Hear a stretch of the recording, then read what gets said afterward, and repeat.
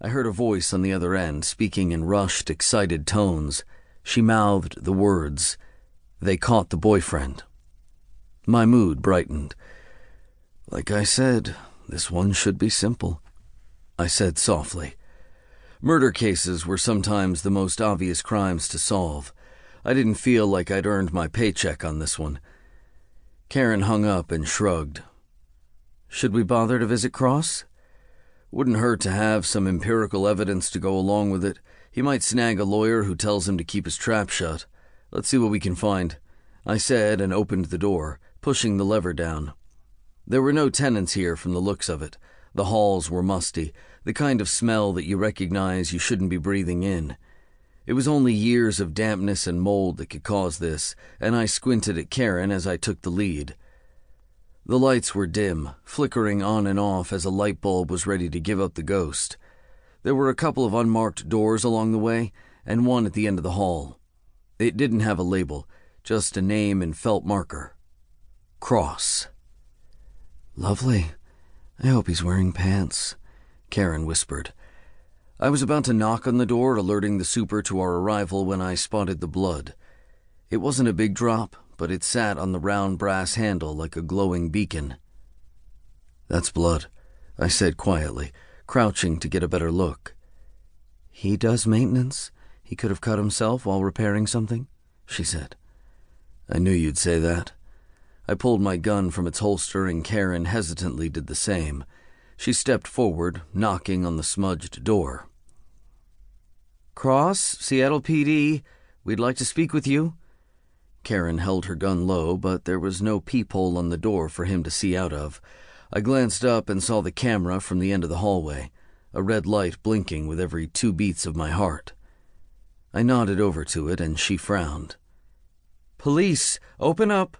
She banged on the door with the flat of her palm, and I had a bad feeling. "They have the boyfriend," she said to me. "Maybe Cross is sleeping." "Maybe he's not," I said. I preferred to err on the side of caution, but something about this was setting me on edge. "Step aside." I banged on the door and waited another minute before glancing at Karen.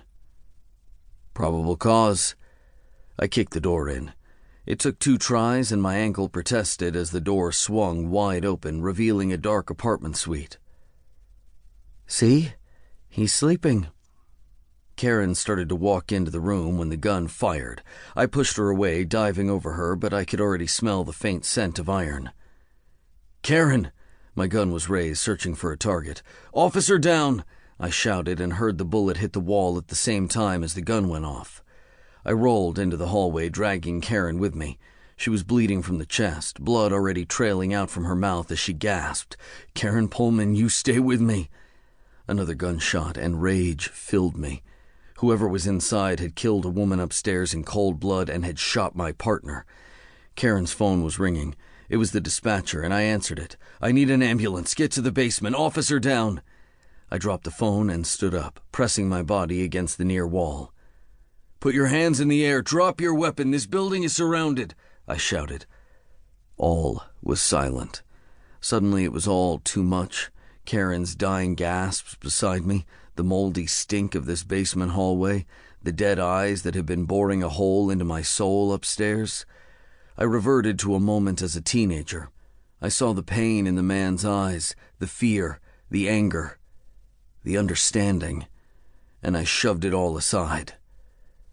"Not today, Jerry," I whispered to myself, using the short version of my name that I hadn't thought about in years. I reached inside the suite and flicked the light switch on. Nothing. No sign of him. I took a deep breath and raised my gun, entering the unit. I knew I should wait, but couldn't. The basement door opened, and I heard paramedics and officers rushing toward us as I walked farther into the room. I checked the first door. A closet. The kitchenette was next. Filthy dishes piled in the sink. Flies and the smell of rotting meat threatened to gag me. I heard a door click and ran for it. I pushed through the cheap hollow interior door, sending it flying, and saw him trying to escape from the window. "Stop where you are!" I had the line. I could shoot him. No one would ever know. I glanced to the side of the bedroom where a series of monitors was set up.